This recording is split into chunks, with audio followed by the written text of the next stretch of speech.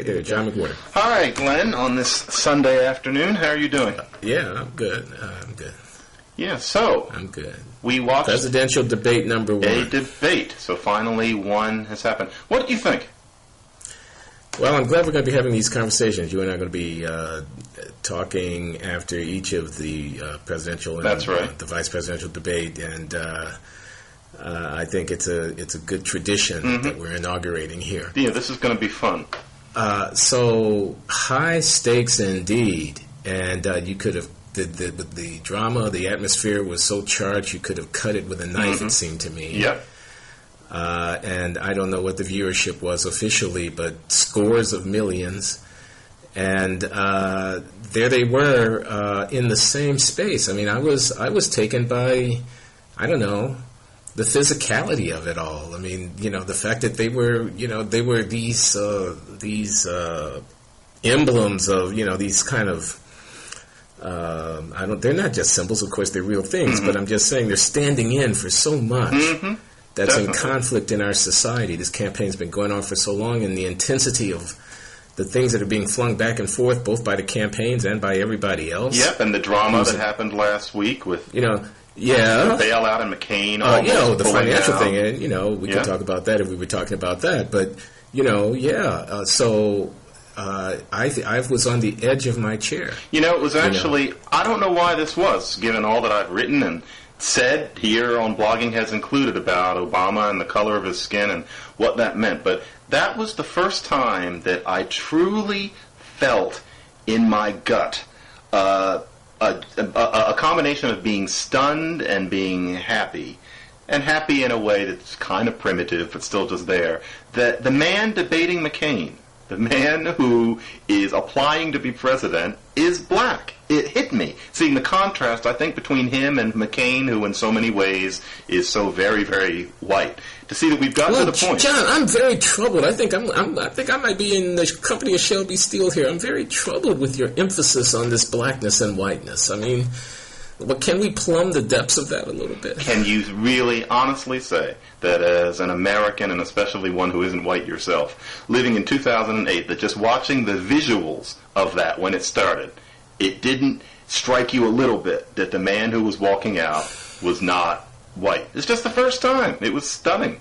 I don't think about it in the way that I think a lot of black Obama fans think about it, and I'm the one who came out. I'm not. Yeah, I came out of the starting simplistic. gate saying, "Let's look at him as a person," but still, something did get me when they both walked out like that. I'm not going to say I didn't notice it. I have confessed here before to feeling some excitement about the co-racialist aspect of it, and at a political aesthetics or some level, there is something cutting against the grain about it, but and then you forget. I think it wants to be examined. I don't want to go with that feeling too easily. I want to say, what do we think is really behind that? Because if you allow that, for example, if you allow some kind of deep twinge, tingly excitation, sense of profundity to that, then that is a cousin to a lot of other racially charged feelings felt by blacks and whites and others as well. Feelings when, I don't know what, someone's being executed for capital crime, or when we're grappling with the sort of grimy underside of our industrial society, the failures and the pathology. In other words, I don't want to allow a racial thing to go ungoverned and just to run wild in me. Just because it happens to be on the positive side in this case. Something like that. I just wonder what you think about it, because really I'm not against what you're doing or saying. I'm just kind of uncomfortable. And I don't want to agree with you too much because we're supposed to be going like Obama did with it. Yeah, exactly. The exact thing. One of the things he did wrong, too much of it to his detriment. But let me refine. I get a little bit itchy when I read the column that gets written now about every 48 hours by some very well-intentioned black writer, where it's clear that they're cheering Obama on as a black man primarily, and that his views would have to be Clarence Thomas's before they'd consider not supporting him. And what they're thinking, I think, and this is consistent with the sorts of views that I'm known for, they're thinking that could be me. Like, racism isn't so bad for me, the white man can't get me down so much because, look, they let one of me up there. For me, it's not that. It's more national. I do look at race in this country as a problem. I think it's a problem for many reasons that I think a lot of the black commentariat disagree with me about. But still, I do think of it as a problem. And so when I saw a black man striding out, I thought, wow, it's evidence that we have come a long way. Not me bouncing on the couch with my popcorn and pumping my fist and just thinking, way to go, brother. For me, that's too tribalist, and I think it exaggerates the extent to which white people don't like black people. Does that make sense?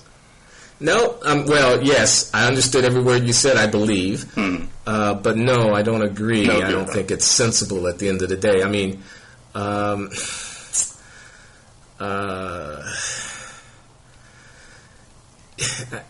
I hesitate here because I don't want this to be understood as a partisan comment in any way. That is to say, as a comment that is meant to cut against Obama. But he has had to run away from the black community. You understand that? Jeremiah Wright, south side of Chicago, I won't belabor the point. He's had to run his campaign away from the black community. He's had to be black in a virtual, theoretical, symbolic sense. Not in a substantive. He hasn't been able to get too close to the NAACP. He hasn't allowed those black inflections to get have too much reign in his rhetoric. And I really do not mean this as any criticism of the candidate. I am simply stating what I see to be the fact.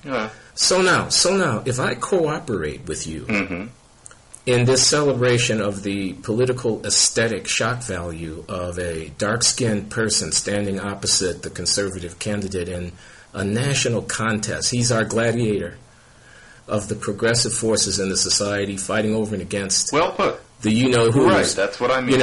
If I allow myself to enter in there with you and to celebrate his blackness, in a way, I'm too running away from the black community. In the sense that I would be saying it's okay. The shame of blackness in this society, the stigma, the subordination, I understand that we have to go along with it. And therefore I want not to see it in racial terms. Do you see where I'm coming with this at the end of the day? I want not to invest Obama with too much racial significance because I don't want to participate in this fraud. Not the Democrat versus Republican contest. The fraud that there's some deep and profound racial transformation happening when in fact the race emblem is being worn in a very cautious way and kept at distance from its authentic root. Yeah. In a way. Take that, John McWhorter. I understand that, but in a way that's good. In a way that's what I am celebrating, that this human being, this competent human being, is out there doing what human beings in his position are supposed to be doing.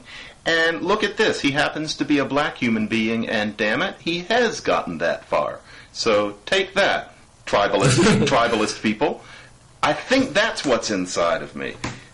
But to the extent that this is about the debate, I want to ask you. Yeah. Were you disturbed by the fact that he seemed so sleepy? Frankly, I thought, frankly, the whole thing came out to a draw. I think. Did you say creepy? No, sleepy. I found that sleepy. It is the worst oratorical performance I have ever seen him give. It was as if he was either sleepy or that he was suddenly extremely worried about his sound bites being taken out of context. Is this McCain or This is Obama. I mean, I thought the whole thing was a draw, but I was really disappointed by his performance. The hesitations, occasionally the stammering, the not using his smile very much. He actually seemed more uncomfortable than I would ever have expected him to be. It wasn't a fun debate to watch for me. He did not... Well, McCain wasn't comfortable either, was he? We didn't expect him to be. McCain was the best McCain he could be, which was, sparklingly mediocre. That's what McCain does oratorically. But Obama, I thought he was going to be much smoother. I thought he was going to be kind of Reagan-esque in terms of the smoothness, in terms of maybe the occasional way with a line. He seemed very uncomfortable, and I don't think he made the best case for himself. He just made a decent case for himself, which, because he was up against McCain, was okay. Well, everyone is saying, past this bar of appearing presidential, I mean, and some have even said was the adult in the room, was the one who was relatively more calm in his conduct throughout this period of crisis. Some have said has been, on the whole, more even. I see what you're saying about equivocation and about a lack of a real smooth comfort. You say he didn't use the smile. That's interesting, because that would be an indicator, wouldn't it? He gave the smile, I think, one time. Genuinely really at home. Yeah. The stakes were enormously high for both combatants, so that a person might be unable to perform in that kind of perfectly smooth way under the circumstances. Well, you might expect it, and if he had done, wouldn't it have been such a winning thing? I mean, it would have put him very far along the path if he had pulled off this thing that you imagined. I would have liked to see you doing it. I don't think you would have been nervous when whatever was going on, just talking. That's the sort of, I actually found myself thinking when watching them, Glenn Loury would be better at this. But you're not running. And seriously, for many reasons that we need not dwell on here. All of a sudden, Obama was not doing the job as well as I expected. And I was... Well, but well enough, isn't that the question? And I mean, what about the other guy, Well, McCain is just... one question that I had throughout the whole thing, and I think this is the richest aspect of it. Why wouldn't those two men look at each other? What did they find so hard about that? And what most people are making the big deal out of is that McCain wouldn't even turn to look at Obama, and there are plenty of places you can go there, but Obama clearly didn't want to do it either. What do you think was behind that? Yeah, I don't know. I agree with you. That was interesting. I remember that moment when Jim Lehrer says, talk to him. Instructs one of the candidates to address the other. And Obama kind of made a joke of it, did it in quotes, but then he couldn't help but then turn back to the front. Yeah, I don't know. It's easy for me to speculate about this. God, I don't know. I've never been in anything like this. But, you imagine you're fighting this person for the ultimate prize.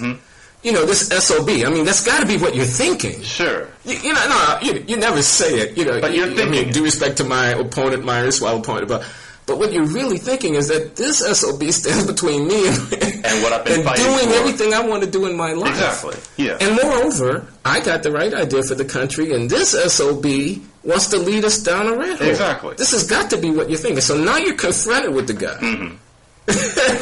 You want to be polite. You got to be careful. You've been coached. It's all strategized and thought out. But nevertheless, at that moment when you're looking eyeball to eyeball, you kind of want to reach across and grab his throat. And since you can't do that, you want to use whatever verbal skills you've got to communicate. Well, I'm the better man to be president. Yeah. And I don't know. McCain tried to do that in his inartful way, right? He kept saying it over and over again. This man's not ready. This man doesn't understand. This man is not, He kept repeating that. Yeah. And I think there are going to be some quarters of the, society, the pro-McCain quarters. Well, that'll go down all right. They'll be nodding at that. But I don't know that he would have persuaded anybody by his constant repetition. Yeah. And I thought Obama had some very good moments, too. One that I think is contrary to what you're saying. When, he ran down the list of the litany of what John McCain was for in 2003. You thought this was... You talk as if this war began in 2007. Exactly. That was one of his better ones. And you were wrong. Right. You were wrong. He said, "You were wrong to us." Yeah, that was pretty good. You know what? So there were moments. There were definitely moments. I think that the reasons that they can't look at each other are actually kind of poignant. For one thing, I think that deep down, Obama feels like if he actually looked at McCain and said, "You were wrong, you were wrong," I think he would. I think he feels that, and I think it's because it's true that he would look like a bully, the smooth-talking, good-looking, and taller person, and Ivy League educated, and he's younger.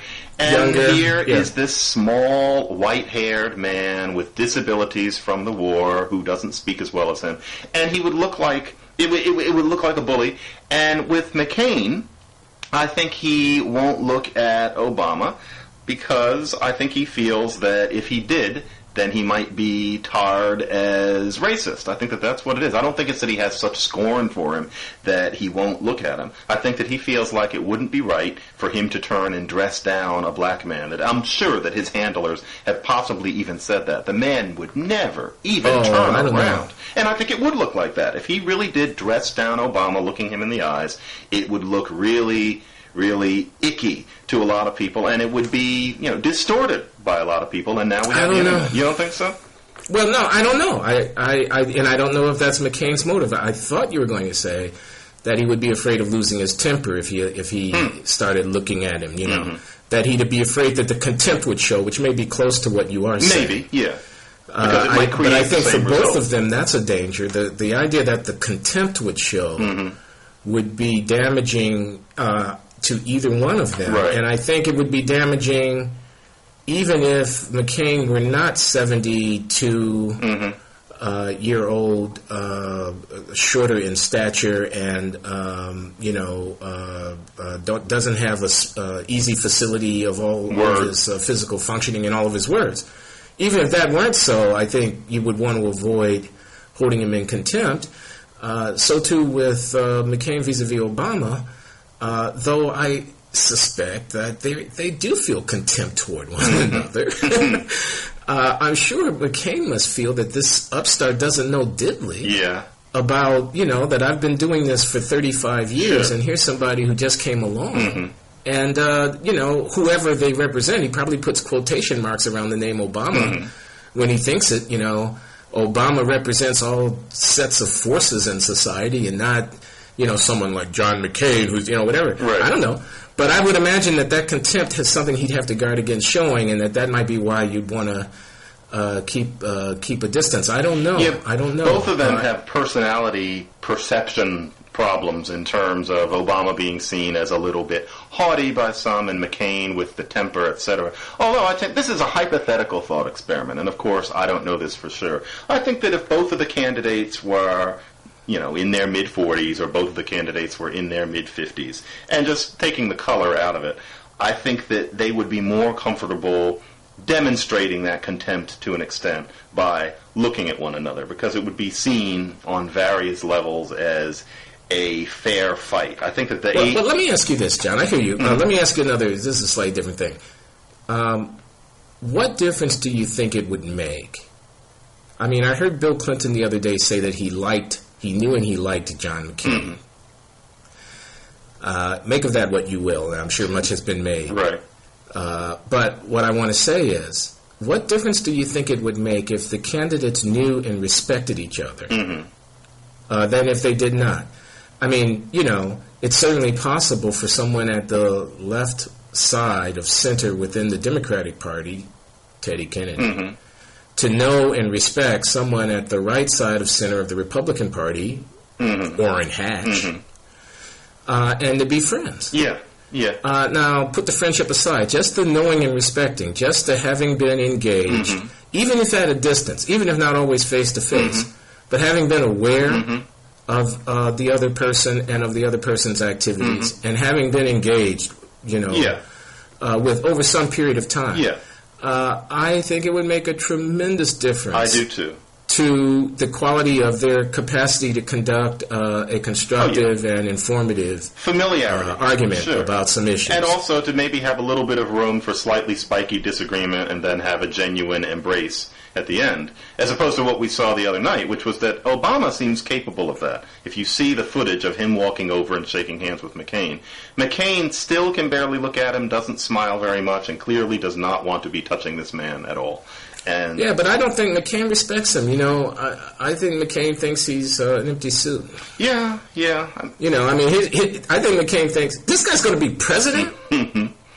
And what's it? Right. That's what I think he thinks. I mean, he probably thinks a little bit like a lot of people think about Sarah Palin. Exactly. I mean, undoubtedly, without justice, I want to say if it needs to be said. But I'm just imagining what John McCain might think. I think it's very plausible that he, thinks the guy is not his equal.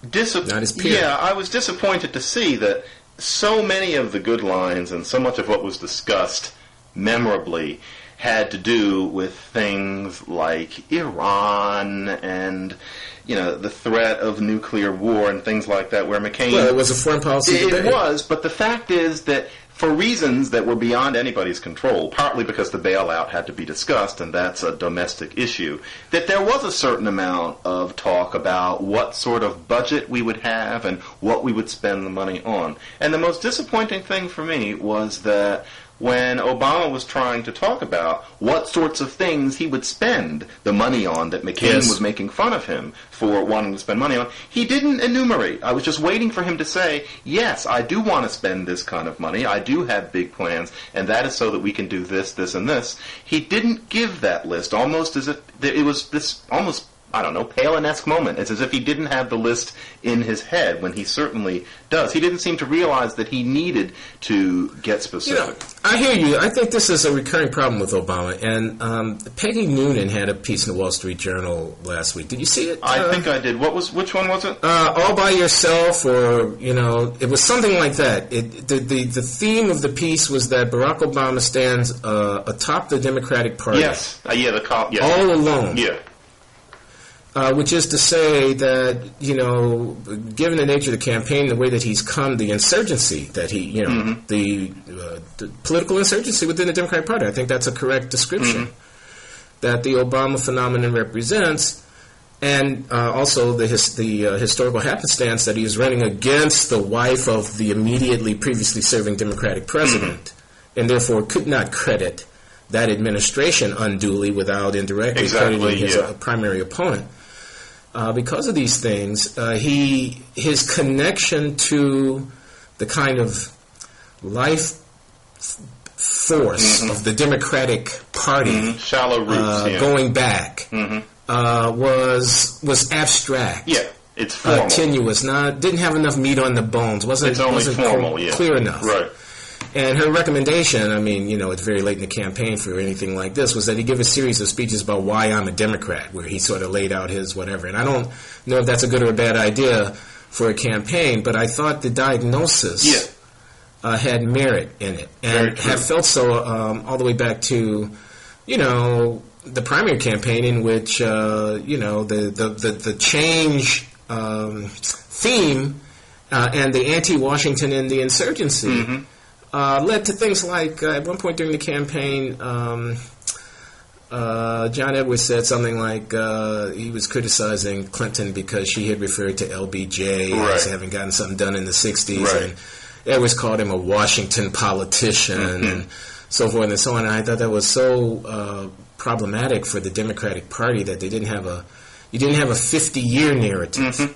Instead of a 5-year narrative. Yeah, and so it's something like that. And so if that narrative were there, this is what I'm trying to come to at the end. The list would come rolling off the tongue. Yeah. It would come tripping right off the tongue. The specifics would flow because they would be the natural expression of this well-articulated vision about governance. About the role of the federal government, about the etc. Like the way Teddy Kennedy vision. I'm not saying that Barack Obama does not have a vision. Please, okay? Anyone who wants to say that, I'm not saying that. I just said he didn't articulate it. Right. And also, it's interesting, another way you can look at it from that exact same perspective is that he didn't seem to realize that he needed to put that list forward, he seemed to assume that everybody already knew it and that therefore the point didn't have to be made. When the fact is that because he has such shallow roots in that particular late 20th century Democratic tradition, he has to score. He has to underscore exactly what he's got in mind. And then I don't know, it's almost like he didn't seem to realize that he was talking in terms of strategy. Listen to me, it's just like George Bush in the old Saturday Night Live sketches. In terms of strategy, he's talking to these swing voters who want to hear him put up or shut up. Well, Bill Clinton said it exactly right the other day on, I saw him on The Daily Show. He said, the formulation that I thought was so exactly correct was, he said, it's not about the people liking Obama, because there are plenty of people who like him, and that's great. It's about the other people, the ones who haven't yet committed to Obama, knowing that he likes them. Yeah. You got to make them know you like them. Right. And the way you do that is by articulating what you're going to do in very concrete terms from the very first moment that you have the opportunity to serve on their behalf in that White House. Exactly. You're going to get in there and you're going to do the following set of things.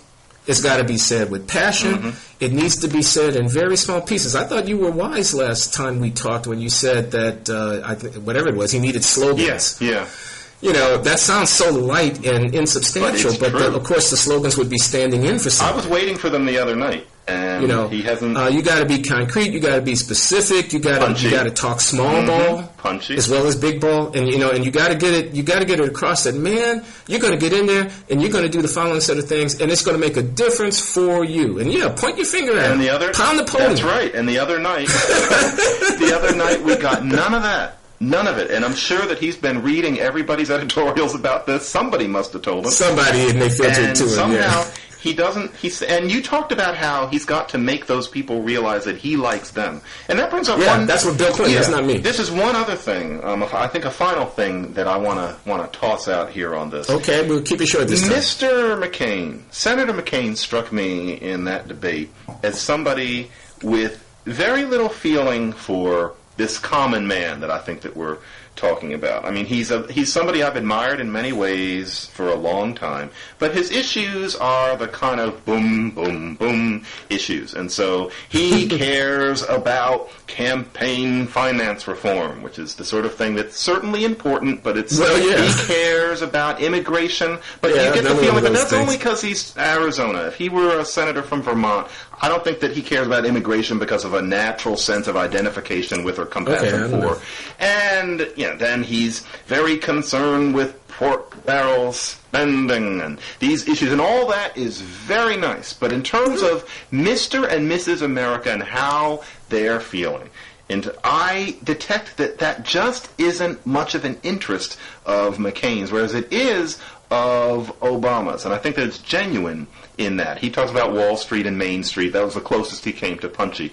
How important do you think it is, maybe now or maybe in general, that a presidential candidate or a president have compassion? And I'm almost done, but this is because last time we talked about whether a president needs to be an intellectual. And the idea seemed to be that most certainly not. Well, how about compassion? I don't sense that John McCain cares terribly much about people who are having problems with their mortgages. I don't think that he doesn't care at all, but it's not his thing. He wants to be in a suit talking about rather abstract, although important issues in Washington, D.C. That's what he does. Obama is different. It's another reason that I prefer Obama. What do you think about compassion? Well, I don't know if Obama has some powerful compassion thing, but I would grant you, I don't disagree with anything that you said about McCain. I mean, the charge of Obama being aloof and so forth, and, whether or not he really can, So I don't want to rehearse those. I just want to say those are out there. So let me bracket the question of just how much compassion Obama communicates and try to respond to. First of all, acknowledge what you say about the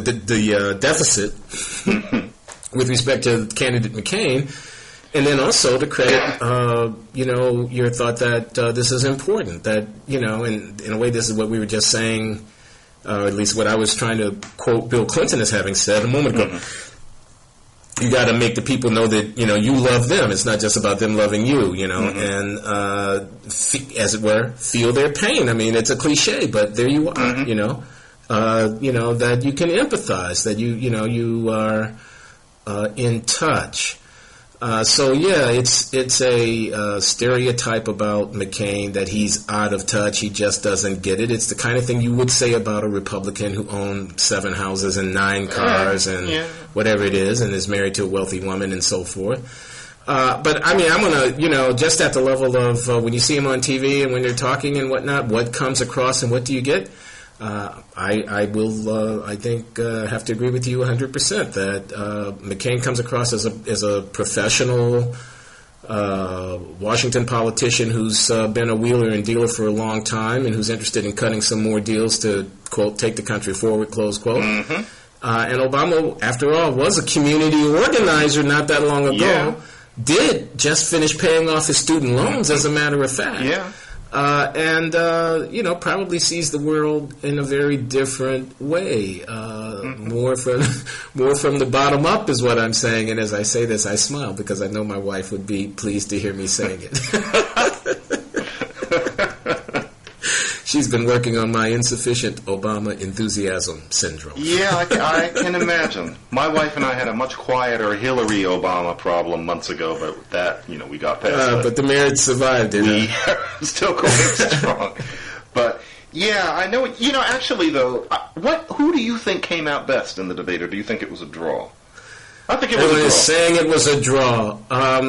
I thought Obama certainly did what he had to do, which was not be made to look somehow weak or ineffectual in the context of a discussion on foreign policy. And since, I don't know, a quarter of the debate was on domestic policy, or maybe even more, that's got to be a plus for Obama. I thought, as we've rehearsed, Obama didn't really do all that we think he's capable of doing in terms of his oratorical virtuosity and his being at comfort in making his arguments. On the other hand, I thought he had strong arguments to make. And I think McCain has basically got one card here, which is that you're going to trust this guy running the country when, not that long ago he wasn't doing that much. I've been here, I'm steady, I've got a track record, and I thought McCain was effective at doing that. So I'm going to come to the draw at the end of the day here, but that's what I thought. I didn't think there was any clear victor in the debate, although I think Obama probably can breathe a sigh of relief with this one behind him. Sarah Palin and Joe Biden coming up, which, that's going to be a whole different kettle of fish. But, I hope for the next debate that somebody slips Obama either a Xanax or a glass of wine. Just one before the debate, so he will just a glass of wine. It's a very good idea. I really, that is literally what I would counsel. But of course, he keeps his own counsel. But forget about it. That ain't gonna happen. I know. But why don't we do this again, as if we hadn't planned to do it? Why don't we do this again after the next debate? Looking very much forward to it, John. Me too. And so, Glenn, have a good rest of the Sunday night, and I'll talk to you soon. Okay.